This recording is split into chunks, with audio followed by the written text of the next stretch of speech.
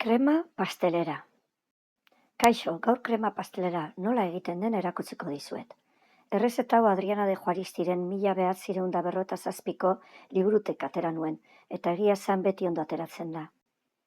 Osagaiak: litro bat esne, arrautza oso bat eta 3 gorringo. 200 gramo azukre, ni normalean 6 koiakada ipintzen dizkiot.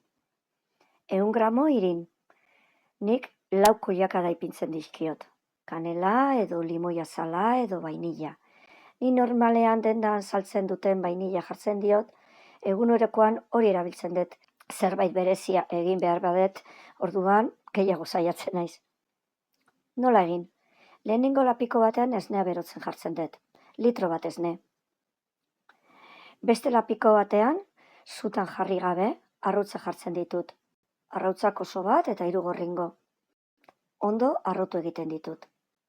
Gero, azukrea gehitzen diot eta berriro arrotu. Ondoren irina gehitzen dut. Eta arrotzen jarraitzen dut.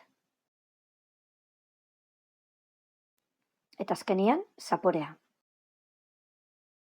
Esnea irakiten hasten denean, dena nahastu egiten dut.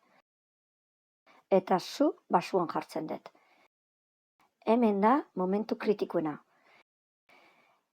Nahasten joan behar da, bestela krema lapikoaren paretara itxasten da.